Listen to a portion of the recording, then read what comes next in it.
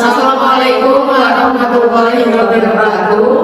Kita saking kelas 11 A Teknik Kimia Industri badhe ngandharaken hasil laporan praktik kerja industri ing laboratorium R&D PT Jarum ing ngarsanipun pamirsa sedaya. Panganten nami kula Reva Putri Nere Munazaro, Kula Reva Dwi Novika, Kula Rina Febriana, kula Sabrina Hanani Nuraini. Sugeng mirsani.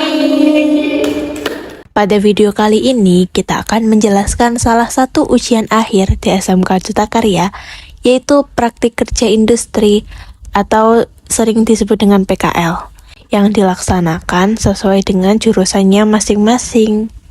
Pada jurusan Teknik Kimia Industri, kali ini salah satunya ada yang ditempatkan di Laboratorium R&D PT Jarum, yang dilaksanakan pada tanggal 3 Januari hingga 30 Maret 2024.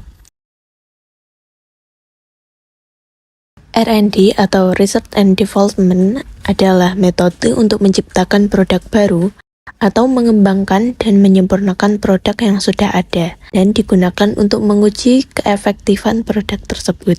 Bagi yang penasaran, tonton video ini sampai habis ya, supaya tahu kegiatan apa saja yang kita lakukan di lab R&D.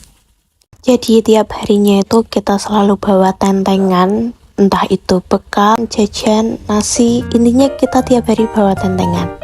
Tapi makannya tidak boleh di dalam lab ya guys, itu peringatan keras karena di dalam lab itu harus steril. Oh iya guys, jadi kita itu ditempatkan di dua lab.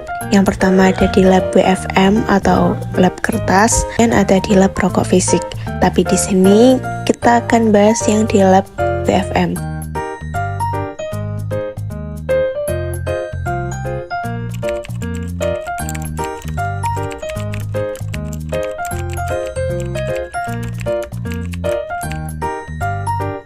Sebelum masuk pada detail pengujian dari masing-masing parameter, alangkah baiknya kita mengenal dulu nih apa aja sih bagian-bagian material kertas yang digunakan pada produk rokok, yaitu ada cigarette paper.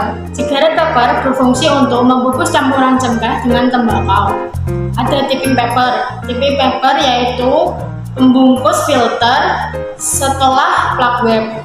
Selanjutnya yaitu ada plug web.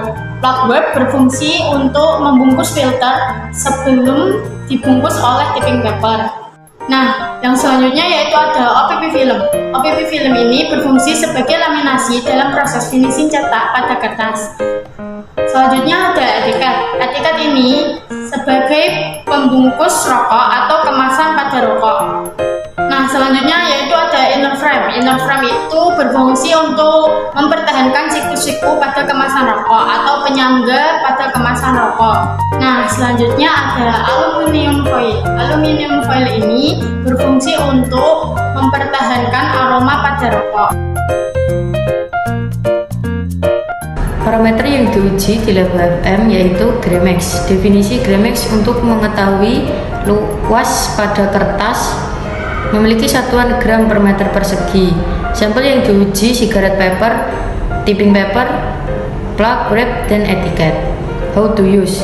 Sample are cut to certain dimension. Calculates the area of the cuts. Truth on the analytical balance. Weighs the sample base. Parameter yang selanjutnya tensile strength and strength. Definisi untuk mengetahui daya tarik kertas dan penambahan panjang sebelum kertas terpotong. Memiliki satuan kilogram force per 15 mm dan persen. Sampel yang diuji yaitu plug wrap, cigarette paper, tipping paper. How to use? Cut the sample to specific dimension. Clamp the two sample using the top and bottom clamp. The sample is applied with force until it breaks. Parameter yang selanjutnya opacity. Definisi untuk mengetahui daya tembus pandang pada kertas. Memiliki satuan persen. Sampel yang diuji yaitu cigarette paper. How to use? Check the condition of the sample. Make sure it not damaged. Shot a beam at the sample that is overlaid by the wet body. Shot a bit at the sample that is overlaid by the black body.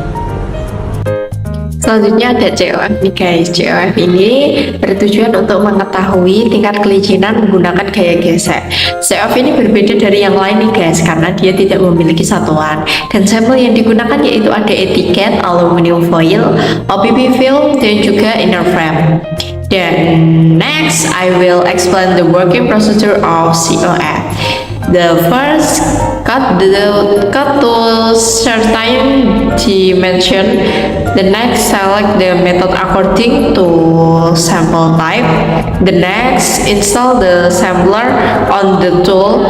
The next, measure of COF. The last, static and kinetic share of coefficient. Selanjutnya ada puding adiktif nih guys. Puding adiktif ini bertujuan untuk mengetahui kadar sitrat pada kertas. Dan sampel yang digunakan yaitu ada cigarette paper nih guys.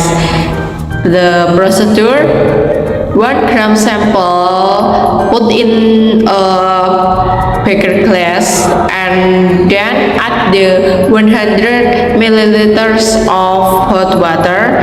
After that, stir the magnetic stirrer for 2 minutes. After that, measure the conductivity when the temperature reaches 45 degrees Celsius. Oke, dan yang terakhir yaitu ada filler content. Filler content ini bertujuan untuk mengukur kadar CaCO3 pada kertas. Dan sampel yang digunakan yaitu ada cigarette paper. The next, the procedure: 1 gram until weighed in a beaker glass. The next, add 10 milliliters hydrogen chlorine and add 100 milliliters hot water. The next, mix for 2 minutes with a magnetic stirrer guys. Let's stand until it reaches room temperature and then drop PP indicator and titrate with sodium hydroxide 1N. The next, calculate the titration result. Thank you. Nah, itulah parameter-parameter yang kita pelajari di Lab BFM. Semoga video ini dapat bermanfaat bagi orang lain, khususnya bagi diri kita sendiri. Mohon maaf jika ada salah kata maupun tindakan yang kurang berkenan di hati penonton. That's all the videos for our group. Sorry if there are any wrong words. Thanks for watching guys. See you!